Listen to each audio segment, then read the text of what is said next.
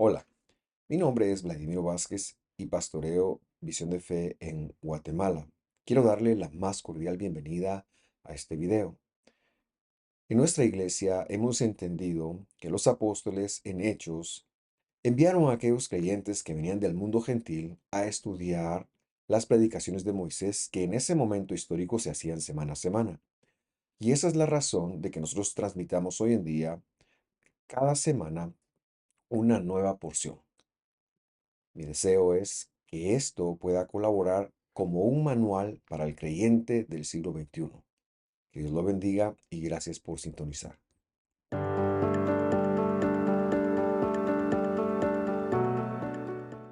Qué alegría iniciar con ustedes un estudio nuevo. Hoy nos toca la porción de Truma, que hemos de entender como la ofrenda alzada y que comprende del capítulo 25 del segundo libro de la Escritura, en hebreo Shmot, en castellano Éxodo, capítulo 25 del 1 hasta el capítulo 27, versículo 19.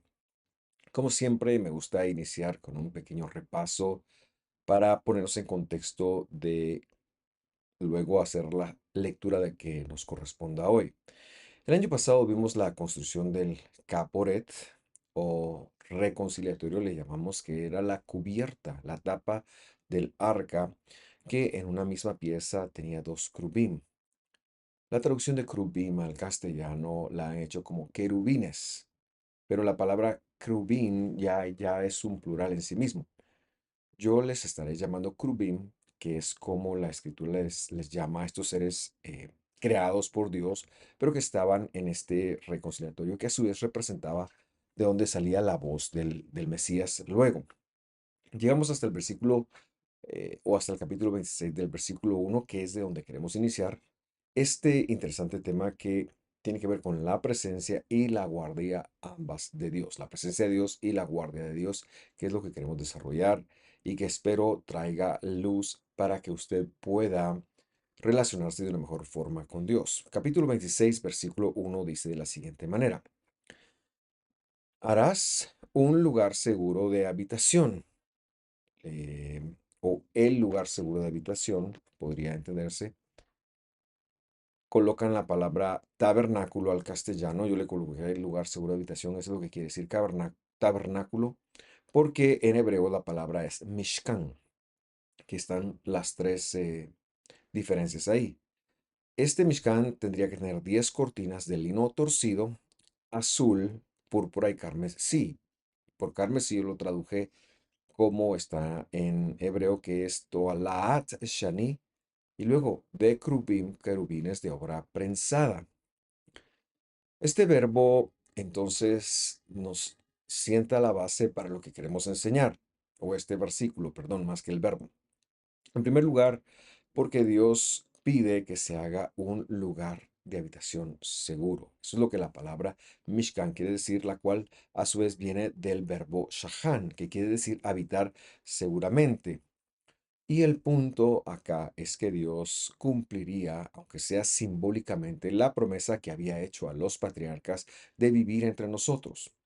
Es decir, no es que Dios vaya a venir a vivir a la tierra porque el hombre no puede tolerar su gloria, su presencia, vamos a decirle, sino que Dios simbólicamente quería acompañar a su pueblo ahora que lo había sacado de Egipto, teniendo un simbolismo en un santuario, en un lugar seguro a donde él pudiera estar. Y por eso todas las indicaciones que luego va a dar en el capítulo 16 de Levítico, con el hecho de que solo una vez por año, que solo ciertas personas, porque Dios es tan santo que el pecado que nos caracteriza y que nos define como humanos no tiene cabida en él. No hay manera de estar donde Dios está. Es imposible, y lo seguimos manteniendo el día de hoy, que el hombre esté en la presencia de Dios. Es imposible. Por supuesto, Dios está en todos lados, pero estar delante de Dios en el mismo lugar, en la misma habitación que Él está, vamos a decirlo, en donde se lo pueda ver, destruiría completamente al hombre. Y este es un desarrollo que vamos a hacer. Entonces, lo primero que es importante recordar acá es que Dios pide que se haga un lugar a donde Él pueda poner algunas representaciones de Él. Y este lugar era un lugar seguro. De hecho, en el capítulo 25, versículo 8, siempre en esta misma porción ha dicho, harás un Mishkan. Ahora lo traducen santuario. Esta misma versión había traducido el 26.1, esta palabra la había traducido como tabernáculo, pero ahora lo traduce como santuario y dice, habitaré en medio de ellos. Y eso es lo que queremos empezar a notar, es que Dios tiene la intención de visitar a su pueblo. Claro, no puede hacerlo con toda su gloria, con toda su esencia. De hecho, nunca pudo hacerlo y por eso es que cuando vino a la tierra, es que él tuvo que despojarse de sus atributos.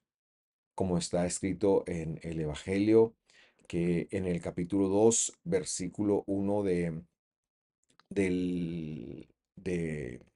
la carta del apóstol Pablo a los filipenses, y lo leeremos ahora mismo, dice, eh, versículo 5, esta manera de pensar, que haya también en ustedes la manera de pensar que hubo en Cristo Jesús, verso 6, existiendo en forma de Dios, Él no consideró el ser igual a Dios o el ser Dios como algo a que aferrarse, versículo 7, sino que se despojó a sí mismo. ¿De qué se despojó?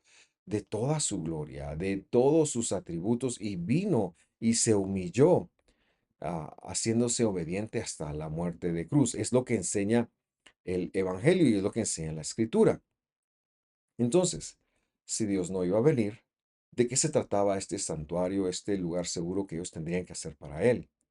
Bueno, usted puede ver que en esta porción que ha iniciado en el capítulo 25, hemos visto cómo el pueblo se le solicita una colaboración de muchos utensilios, oro, madera, pieles, etcétera, etcétera, para hacer un lugar en donde se pueda poner los panim de Dios. ¿Y qué son los panim de Dios? Lamentablemente esto no se ve en castellano, pero sí que es como el hebreo original lo relata porque ahí dice que Dios iba a tener ciertos panim. La traducción literal de panim es rostro. Han traducido presencia de Dios, pero la traducción literal es rostro.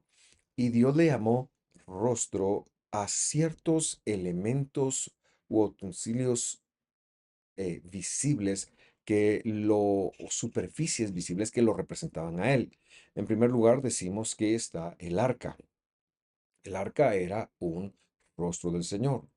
Luego está el reconciliatorio, así, o el caporet, así lo llamó la Biblia, así lo llamó en hebreo. De esto fue lo que hablábamos el año pasado. Entonces, los rostros de Dios se iban a colocar en el lugar más apartado. Recordará usted que el santuario tenía el atrio en donde toda persona que estaba libre de cualquier desconexión o inhabilitación podía entrar, si no ni siquiera podía entrar al atrio. Luego el lugar santo en donde los sacerdotes pues hacían los sacrificios. Y por último estaba el lugar santísimo en donde solamente era permitido que entrara una vez al año el ministro o sumo sacerdote principal de Israel para hacer una vez al año la reconciliación del pueblo con Dios. Esta era una figura de lo que Dios mismo después iba a hacer por nosotros cuando Él fuera el sacrificio perfecto. Así que el arca, el reconciliatorio o la tapadera del caporet también era otro de los rostros de Dios, así lo llama la Biblia. La menorá o candelero, otro rostro de Dios. Los panes de la reconciliación, traducen los panes del reconciliatorio. En fin, todos aquellos utensilios que se colocaron en el lugar santísimo y en el lugar santo recibieron el nombre como rostro de Dios. Y es muy complicado entonces que las traducciones bíblicas han puesto delante de Dios algunas veces, algunas veces han puesto presencia de Dios. ¿Y por qué menciono esto? Porque hoy en día se tiene una humanización de Dios. Si yo percibo en un ambiente, en un servicio, algo sabroso, puedo decir, como dicen muchos, que se percibe la presencia de Dios, que Dios está ahí. Pero ojo, Dios está en todos lados, Él es omnipresente, esos son sus atributos. Quizás deberíamos de ser un poquito más honestos y conectar que nosotros estamos percibiendo algo, pero no que esto sea como un derramamiento especial, porque Él está siempre en nosotros y nada tiene que ver con los rostros de Dios que en la Biblia están detallados. Especialmente lo menciono por el abuso que se da desde muchos líderes de alabanza y adoración, de música, voy a llamarle, líderes musicales que confundiendo la adoración con música, porque se puede adorar a Dios con música, pero la adoración es rendir mi voluntad, mi vida a los planes, a la palabra de Dios y hacer lo que Dios me diga. Ese es el verdadero significado. Obtener la reconciliación, volviéndome a Dios en arrepentimiento, no como un acto mío, sino escuchando a Dios para hacerlo. En ese sentido, hay algunos versos que me gustaría corregir y vamos a leer el capítulo 33, versículo 14 de Shmot, de Éxodo, porque lo han hecho un verso icónico de esto de la palabra de Dios y es importante hacer esta conexión. Vamos a la lectura. Y él dijo, como una referencia a Dios, mis rostros, traducen mi presencia irá contigo, pero literalmente dice mis rostros, el verbo está en plural, el de ir, irán contigo, no dice mi presencia irá contigo como nos traducen. Dice mis rostros irán contigo, y daré descanso para ti. ¿Qué le quiere decir? Quiere decir que el santuario que he escogido, las superficies visibles que me representan, ellas van a ir contigo, vas a tener un respaldo mío. A lo que Moisés contesta en el versículo 15. Y dijo él, si no vienen tus rostros, no nos hagas subir de acá. ¿Y qué le está tratando de decir con eso? Es de que si Dios quitaba de en medio del pueblo esa, esas superficies visibles, eso que él había decidido como una conexión para ser visitado, para habitar entre ellos, Moisés no quería saber nada de eso porque entonces no sabría, no tendría como una conexión. Dios no está hablando de una forma mística que va a ir con ellos, que su presencia, como repito, lo manejan mal, especialmente muchos músicos cuando hablan de sentir, de tener la presencia de Dios. No, no, no está hablando de eso. Lo que él está diciendo es que él físicamente va a enviar lo que lo representa a él y Moisés está diciendo, bueno, es que si no fueras a hacer eso, ni siquiera nos envíen, nos hagas ir. Y con respecto de Moisés, hemos de decir que Moisés siempre habló con un mensajero. Moisés nunca es que haya visto a Dios cara a cara. Eso está mal entendido también. Eso debe entenderse razón contra razón. Quiere decir que la voz que oía Moisés da una explicación. Moisés la entendía, él la escuchaba, pero nunca lo vio, nunca vio Moisés a Dios. ¿Y cómo selló esto? Bueno, porque el Evangelio enseña en el capítulo 1 de Juan, versículo 18, a Dios nadie le vio jamás. Está hablando en el primer siglo de que nadie ha visto a Dios. Y lo van a ver porque ahora ha venido hablando del siglo 1, pero esos son los únicos dichosos que han visto a Dios. Y luego el versículo sigue diciendo, traducen el unigénito, como queriendo decir el único, pero ahí dice monogénito, hijo, es decir, el de la misma génesis, del mismo origen, el mismo naturaleza, vamos a llamar hijo. O sea, el hijo es Dios, que está en el seno del Abba, o sea, de lo que traducen como padre, se refiere a los mandamientos de Dios. Él ha dado a conocer qué cosa, los mandamientos. Entonces, nunca había venido Dios. Dios nunca vino, siempre envió un mensajero, siempre envió un ángel, siempre envió el mensaje. Por ejemplo, cuando dice que Moisés habló con Dios o Dios habló con Moisés o le habló desde la zarza en el capítulo 3 de este mismo libro, era un mensajero. Siempre habló con un mensajero que, por supuesto, hablaban en nombre de Dios. Era palabra de Dios. No estamos menospreciando eso. Es la palabra de Dios, por supuesto, pero Dios como venir eh, corporalmente acá, nunca lo había hecho. Esto entonces nos lleva a nuestro versículo que lanzó todo esto que hemos hablado como introducción. capítulo 26, versículo 1, y dice así: harás el lugar seguro de habitación, es decir, el Mishkan, de 10 cortinas de lino torcido, azul y púrpura. Y luego dice carmesí, esto lo habíamos mencionado y ahora mismo es que lo queremos explicar. Shani de Krubim, querubines de obra pensada. Entonces lo que le está diciendo Dios es que este lugar debería estar recubierto de 10 cortinas. Y en la separación, esto lo dice en otra porción, estas cortinas deberían de incluir en la división entre el lugar santo y el lugar santísimo 10, dos querubín que fuera una obra pensada con Tolat Sha'ani, es decir, un tinte de un gusano que tipificara nuevamente dos querubín. O sea, hemos visto muchas veces esto de los querubín, aparecen acá, aparecen en el caporet o en el reconciliatorio, propiciatorio les llaman para que usted se ubique, pero sería muy bueno que fuéramos diciendo ya el verdadero nombre, que es reconciliatorio, que representaba la voz de Jesús. Este desarrollo también ya lo hemos hecho. Y ahora aparecen nuevamente acá teniendo una separación entre el lugar santo y el lugar santísimo. De hecho, esta fue la cortina que se rasgó cuando Dios murió en el madero del Gólgota. Fue la cortina la que estaba tipificada por estos dos querubín que ahora mismo se están mencionando. Entonces, queremos hacer una relación que se base porque hay una riqueza muy grande que yo quiero compartirle y espero darle a explicar. Regresamos a un versículo que hemos visto y que hemos corregido y que yo le invito a empezar a leer de una forma distinta de cómo están las traducciones. Capítulo 3, versículo 22 del primer libro de la Biblia, es decir, Bereshit o Génesis de 22 dice: entonces el Señor Dios Elohim, los dos nombres, uno que tiene que ver con el atributo de la justicia y otro con el atributo del amor, dijo: he aquí, note por favor, esto es justo después del pecado del hombre y de que su voz se ha paseado nuevamente. Si usted lee el capítulo 3, no dice que Dios vino a pasearse, dice que la voz de Dios se paseaba, es decir, un mensajero nuevamente.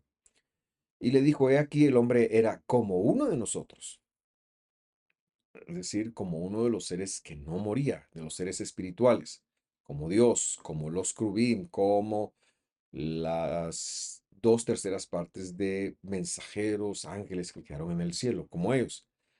Y lo dice: pero al conocer bien y mal, es decir, el árbol que era bien y mal, o sea, mal, ahora dice: a menos que extienda su mano y tome del árbol de la vida y coma y viva para volar. Es decir, que Dios no estaba tratando de prevenir que el hombre entrara como un castigo, sino como previniéndole, porque si el hombre entraba, iba a morir irremediablemente porque era pecador. Pero había un problema: ya no tendría acceso al árbol de la vida. ¿Y dónde estaba el árbol de la vida? Y eso es lo que yo quiero explicar.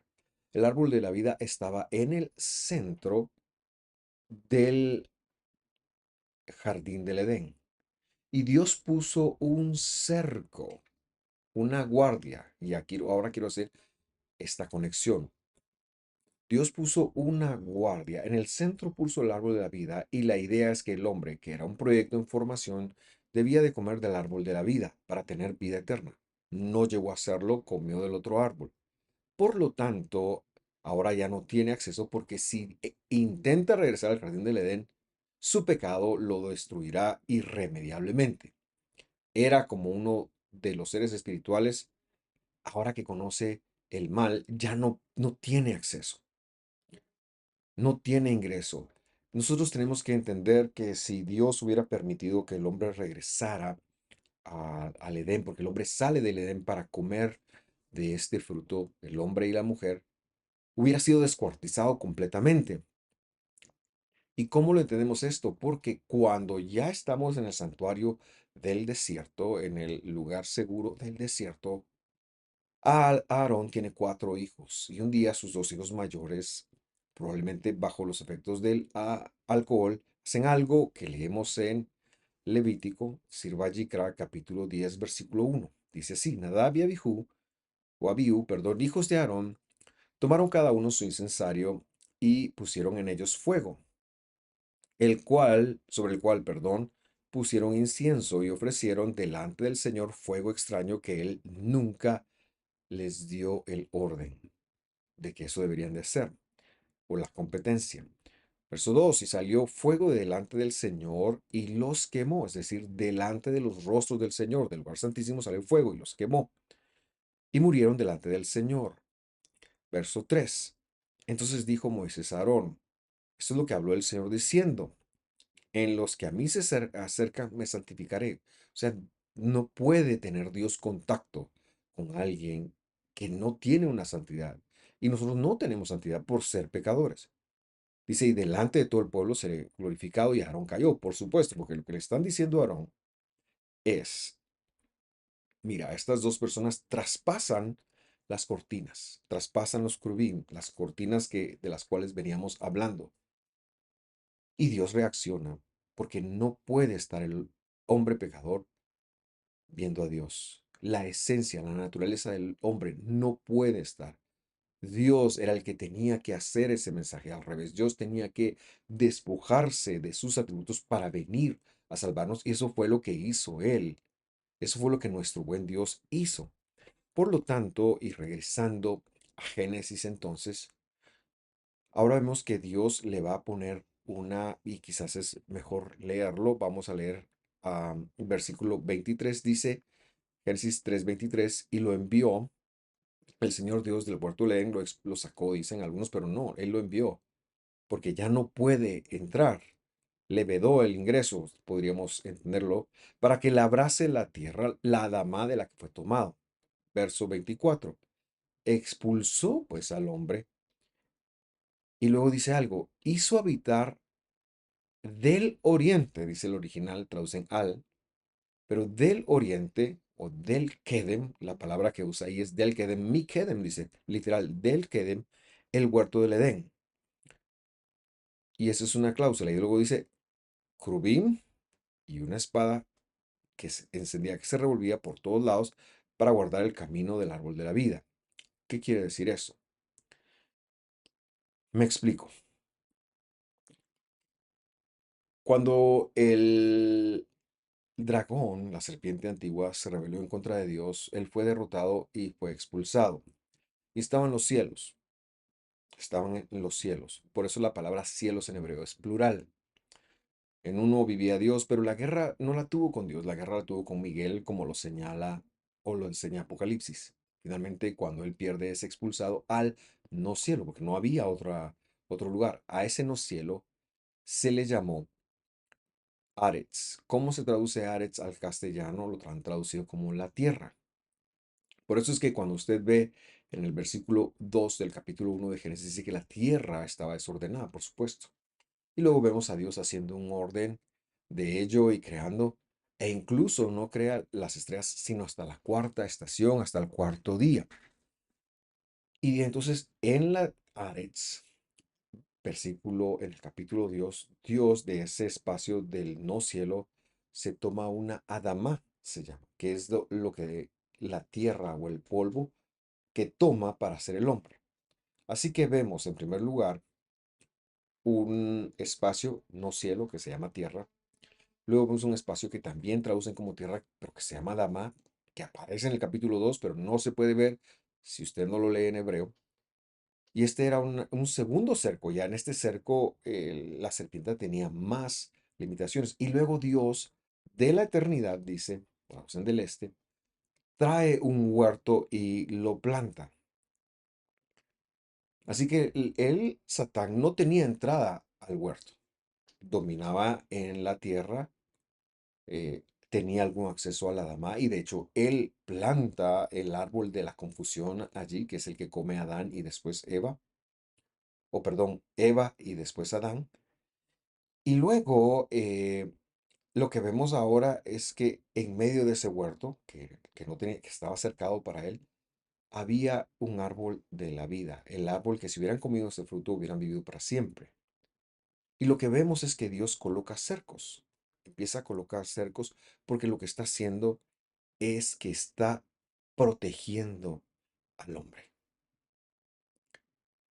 Y coloca dos crubí. Y los crubim lo que nos dicen es que todo esto son cercos que Dios coloca para protección al hombre y es como Dios se mueve, es una especie de protección y Dios es el que hará a su escogido caminar estos cercos y por eso lo llama, lo escoge, lo salva, lo llena de Espíritu Santo, etcétera, etcétera. Ahora bien, en el Evangelio también quiero señalar algo, está escrito en Juan capítulo 3 versículo 13. Porque no mencioné algo. Dios toma, si lo leímos en el versículo, me parece que es versículo 24, dice, hizo habitar al Kedem, el huerto del Edén. Es decir, que Dios se llevó el huerto del Edén, en donde estaba el árbol de la vida, se lo llevó de la tierra, se lo llevó de la Adamá, se lo llevó de todos lugares, porque estaba inaccesible. Nosotros sabemos que este es Jesús en toda su plenitud. Por lo tanto, cuando el Evangelio empieza a hablar del cielo, dice lo siguiente, y yo quiero que usted lo medite y que estas palabras toquen su corazón. Juan 3:13, nadie subió al cielo. Nadie. Ni Moisés se fue al cielo, ni Abraham se fue al cielo, ni David se fue al cielo, ni nuestros ancestros que mueren se van al cielo. Nadie subió al cielo.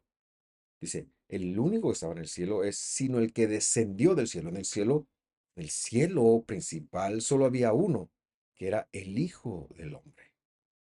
Por lo tanto, nadie tiene acceso a Dios. Y Dios, para que el hombre no se autodestruya, ha puesto estos cercos, estos crubim, guardando para que el hombre no traspase. Los cercos son para protegernos a nosotros. Y ya voy a aterrizar en lo que quiero decir.